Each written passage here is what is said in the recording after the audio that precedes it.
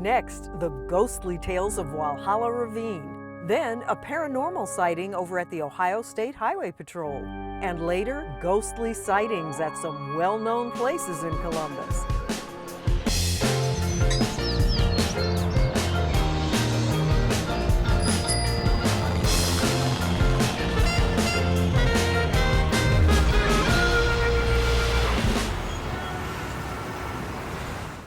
Support for Columbus Neighborhoods is provided by American Electric Power is proud to sponsor WOSU Public Media Columbus Neighborhoods. Working together with our communities, we're committed to powering a bright, boundless future for us all. At Ohio Health, we believe it's important to have a healthy understanding of the world around you.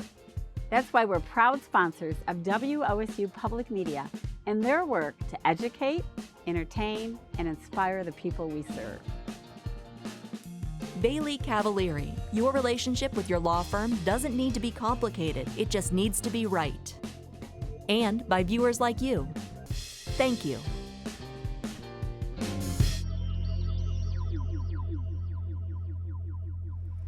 Folklore, urban legends, and ghost stories have been passed down through the centuries and even the decades, and often the stories change and evolve over time.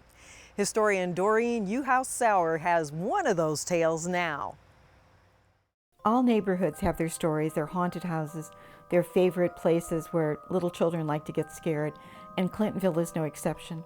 It has probably one of the most famous of the ghost stories ever told in Columbus in modern times, and it has to do with Walhalla Ravine. Perhaps it's because it was a pathway on the Underground Railroad, or maybe it's because the houses are perched up high and the lights just sort of twinkle down mysteriously in the ravine. But for people who pass by and people who walk through at night, they often say they feel something watching them, something coming after them, and inevitably all the stories lead back to the same place, to a house that's perched on the top of the Calumet Bridge. There are legends of a man who comes home, Mr. Mooney, from working at Ohio State University. And he's taken the streetcar up High Street and gotten off at the bottom of the ravine and making the long walk up the hill to his house, which was peaked over the top of the Calumet Bridge. Here, life seems to be very normal. Children are playing in yards, people are getting ready for dinner. But something goes very wrong in the Mooney house that night.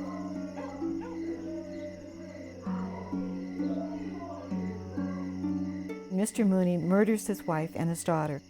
The story usually is that he stabbed them multiple times and that he cut off his wife's head, and he either kicked it or threw it down into the Walhalla Ravine, where it rolled all the way down the ravine, probably almost to High Street itself.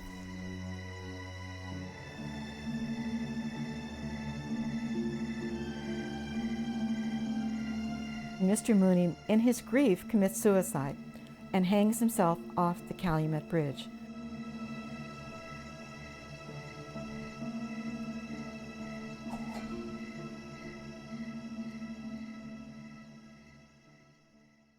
So over the years, the story gets embellished and children tell the story and everybody adds a few more details. And every year there's some little expeditionary force of children that go off to find out if the story's true, if the ghost is there. But the stories seem to kind of be frozen in time by the 1980s with the very final version that's ever told. Two young boys trudge up the ravine to see what they're going to see. And they walk up the ravine to the bottom of the Calumet Bridge and look up on the hill where they're hoping to see the Mooney Mansion with the blue light in the attic, which supposedly glows whenever there is some ghostly activity going on.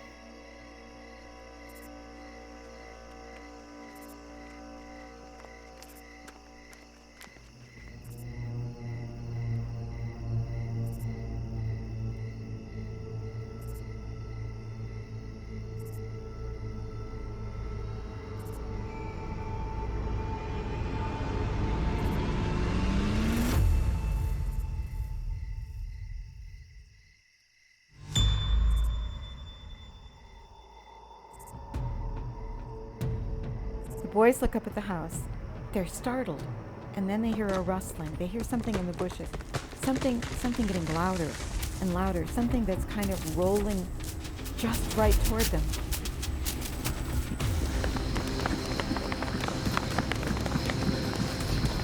And they run as fast as they can. Down to High Street, down to safety, down to the street lights.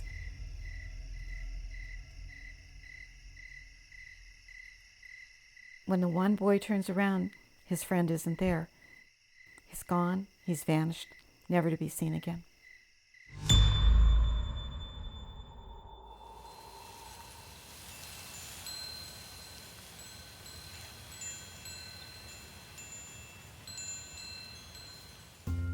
Next, an unlikely presence visits the Ohio State Highway Patrol. Then, ghostly sightings at some well-known places in Columbus. Well, that was chilling. Since we first aired that story, countless viewers have asked about the true story of Walhalla Ravine. Stick around because later, Curious Seabus will answer that question. But now we turn our attention to another legend that will have you asking, did that really happen? Most ghost stories seem to originate in houses of a certain era, and there is a reason for that. A lot of our ghost stories actually come from three sources in English literature: Oscar Wilde, William Shakespeare, and Charles Dickens. And they are continued today in Harry Potter and other more modern ventures. But ghost stories and old houses seem to just go together. And so it's kind of unusual to find a ghost story in a modern day twist of an old mansion on Broad Street that was haunted in the 1940s. The story that I'm about to tell you has to do with a young woman seeking a job at the Ohio State Highway Patrol building in the 1940s. She is looking for her very first job. There is a great opportunity for young women to enter into clerical positions and jobs held normally by men who are now off to war, when she notices a sign for help wanted in the window of an old mansion on Broad Street. And it's the weekend. She doesn't necessarily expect anyone there.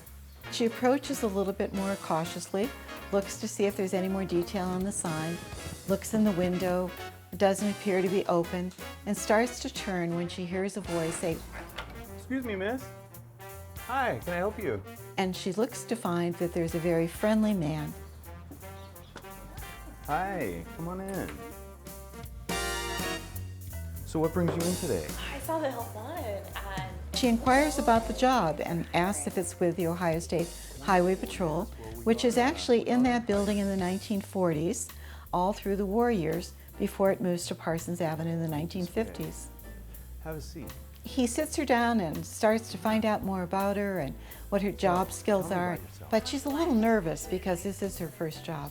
Great, well, we're hiring for a secretary, and tell me about your experience.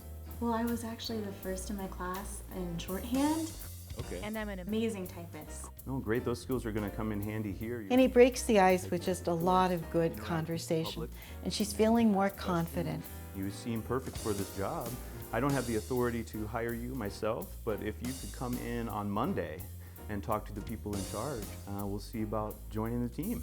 Wonderful. I think I can do the job. I'll definitely come back on Monday. Sounds great. We will see you then. Great. Oh, thank Have you. a great day. You too. We'll see you Thank soon. very much.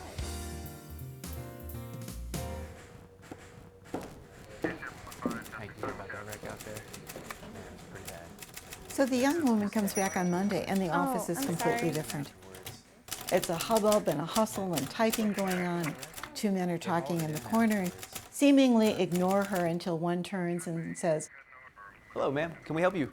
Yes, I'm here to interview. I spoke with the gentleman on Saturday. He told me to come in this morning and talk to the person in charge. Ma'am, nobody works here on Saturday.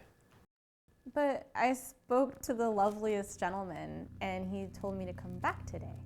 We talked for quite some time.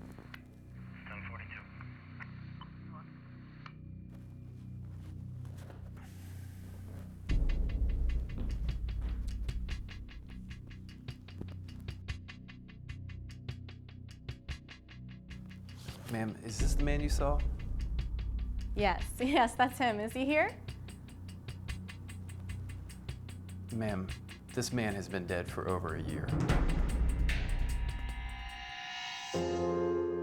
I'm curious about this ghost. Who was he? What is this story based on? What was surprising to me, first of all, in the research, was that there was someone who died in 1944, and it was Colonel Lynn Black. At the age of 46, he died very unexpectedly, very young, from a gunshot wound that he had sustained earlier in a gun battle in his law enforcement career. What was actually even more remarkable, I think, not just the timeline of his death and the coincidence of this young woman's experience, but the fact that the personality seemed to match so well. The man that the young woman met was gregarious, in love with his job, spoke highly and reverentially of everything the Ohio State Highway Patrol did, felt she was the perfect match for the job. And this is exactly the character he had as he traveled the state, spoke about the Ohio State Highway Patrol, talked to school groups, and really spread the word of what this new Ohio agency was all about. Was it the ghost of the first superintendent? Who knows? But it makes a great story.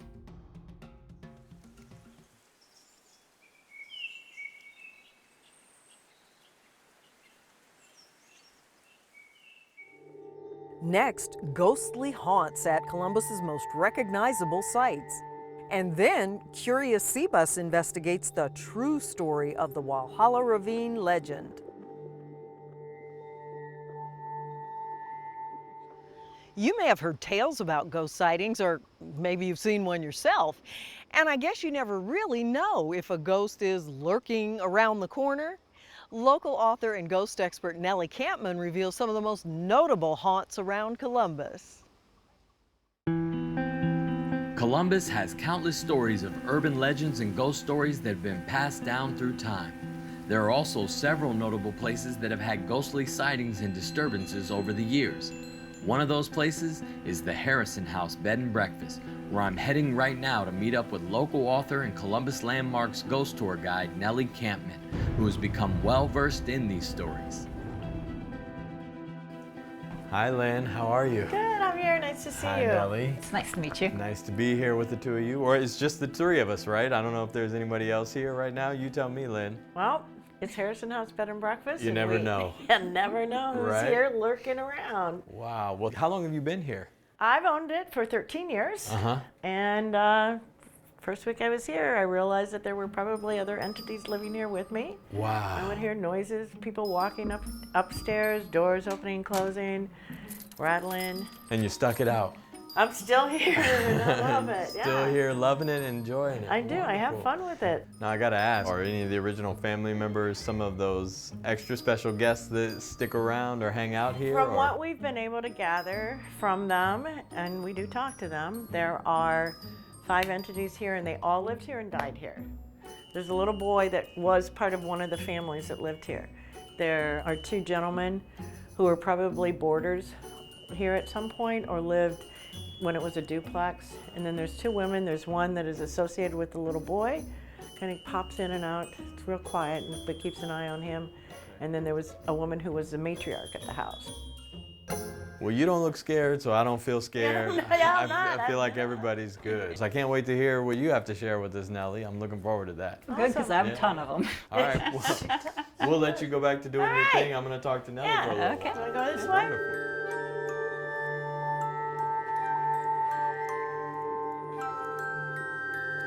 So Nellie, I gotta ask you, what are some famous haunted places that we have here? For my money, the most haunted place in Columbus is the Kelton House Museum and Garden. There are like 6 different entities people have seen there, plus a ghost cat. They have this one story about a ghost who people have seen for decades. He's just a guy in a Union soldier's uniform hanging around outside the kitchen side of the house, smoking. But this has happened so many times, and he appears like, to many people, as solid as if he was a real person. But they do have one spirit there who's not exactly a people person. When they first became a museum, they had a Halloween party, and they hired a man to go upstairs into the attic and to tell fortunes. The guy goes up there to get set up, and he's downstairs right away. He says, I cannot stay up there. There is something up there, and it does not want me up there. And over the years, they've had people have basically the same experience. They think it might be the ghost of Arthur Kelton. He was one of the younger sons of the family. Most of the family was business people. He was more of a free spirit. He tried making a living as a photographer in Columbus. That didn't work. He moved out to New York, became a printer, then moved out to Colorado with his wife, and they tried doing a photography business there. That didn't work. They moved out to California and eventually moved back to Columbus, but he ended up spending the last 2 decades of his life at the Columbus State Hospital, which is a mental health asylum. He just had a very sad end of his life. Oh boy. And if anybody was going to be a little shy of people, that would be him. Right. Sounds like it. So now for the novice ghost hunter, is there anywhere else we need to know about? Oh boy, there's a lot of places. I used to work at the Ohio Theater, and they had a few stories about a couple of different ghosts. One, they thought they had a little boy in the basement. Then they thought they had an elderly lady who would stay up in the balcony. And then another fellow never left who worked there. He was the stage manager. He worked there for decades. His name was Charlie. And he was very meticulous about his work and the work that the people working underneath him did.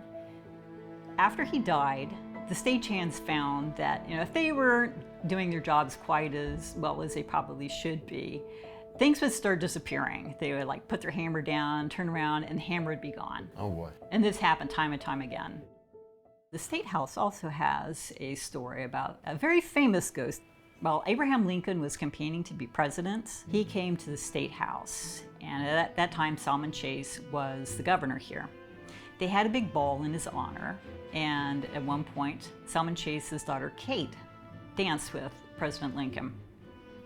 Unfortunately, Kate was a bit of a flirt, and Mary Todd Lincoln did not like that. So after she was dancing with Abraham Lincoln for a while, Mary Todd Lincoln said, no, that's it. We're stopping the dance now, and kind of dragged him away from her. Ever since then, people have seen Lincoln and Kate Chase dancing together, finishing their one interrupted dance. Wow, now that's an incredible story. We have the ghost of one of our most famous presidents right here in Central Ohio. Yeah.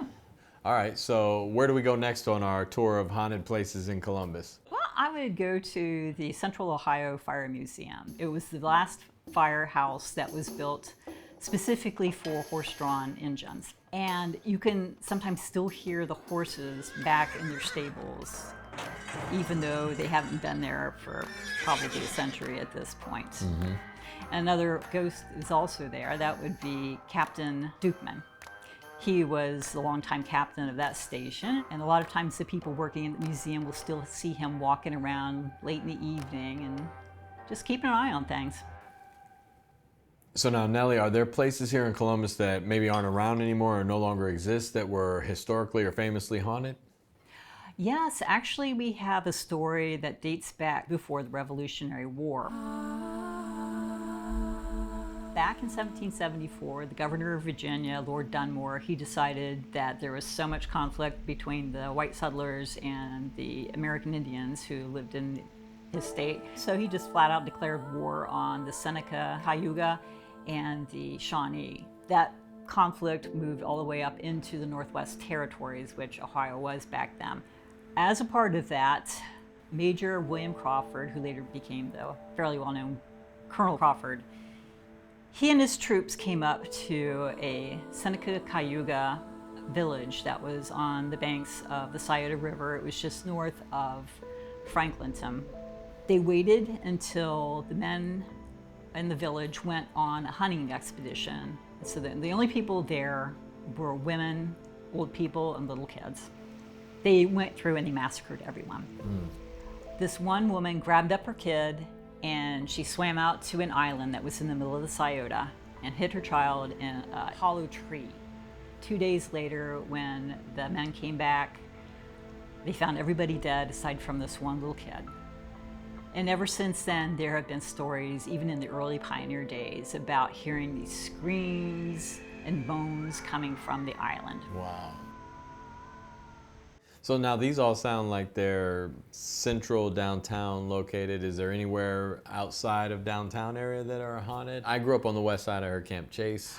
Oh yes, Camp Chase. That has an old story, again, going back to the Civil War. Basically, it started off as a Union soldier training camp. As the war went on, they started getting a lot of Confederate soldiers captured, and they had to have a place to keep them, so they started moving them over to Camp Chase. But they found that, unfortunately, you're more likely to die of disease as a soldier than you were of getting shot. And it was even worse for the Confederate soldiers because, you know, they're Southerners. They were not used to the really harsh Ohio winters, and it hit them hard.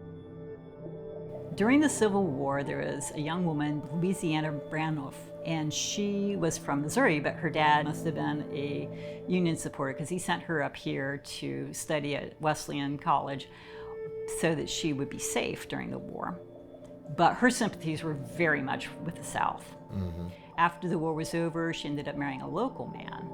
But she had that soft spot for the poor men from the South that died up here, so she would sneak over to Camp Chase Cemetery. She would dress in a gray dress and then put a big veil over so people wouldn't necessarily see who she was, and she would throw flowers over the wall. And as she got bolder, sometimes she'd go in and she would just leave flowers at the graves.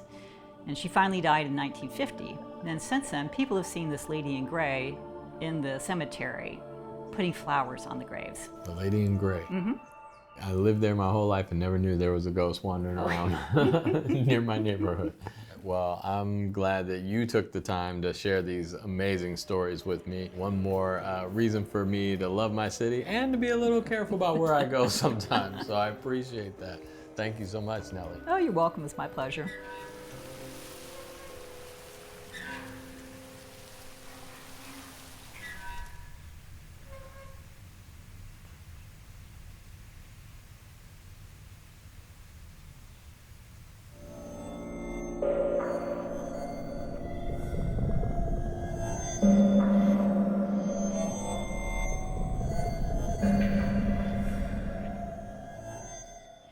Earlier, we saw a story about a ghostly tale in Walhalla Ravine that's been passed down through generations.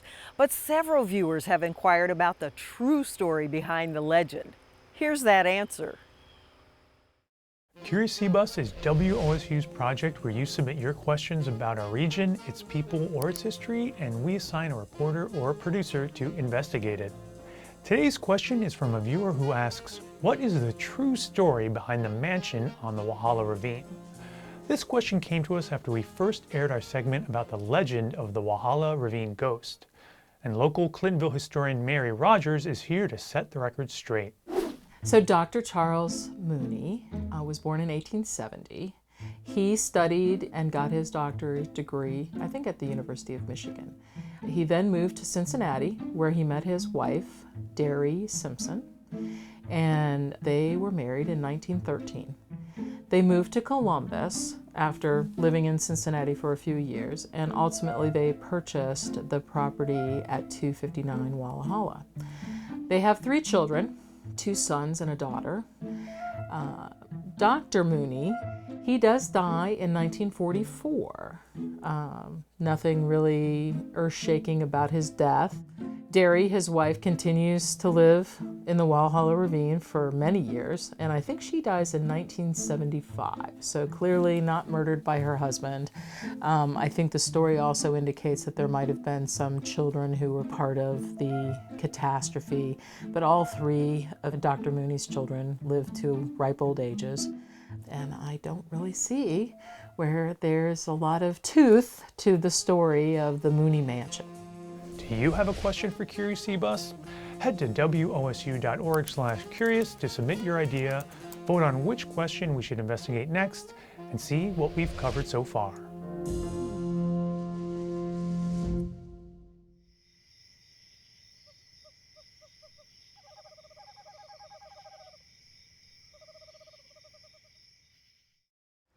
Thanks for being with us, and remember, you can catch all of our episodes on columbusneighborhoods.org, plus see our stories on the WOSU mobile app, and you can follow us on Facebook, Twitter, and Instagram. We'll see you back here next week on Columbus Neighborhoods.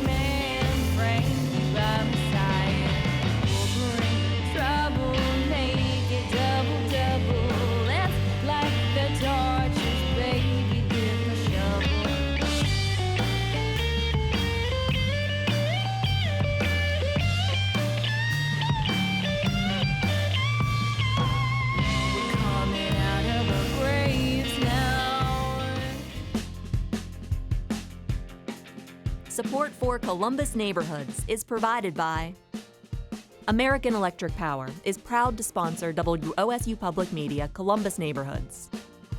Working together with our communities, we're committed to powering a bright, boundless future for us all. At Ohio Health, we believe it's important to have a healthy understanding of the world around you. That's why we're proud sponsors of WOSU Public Media and their work to educate, entertain, and inspire the people we serve. Bailey Cavalieri, your relationship with your law firm doesn't need to be complicated, it just needs to be right. And by viewers like you. Thank you.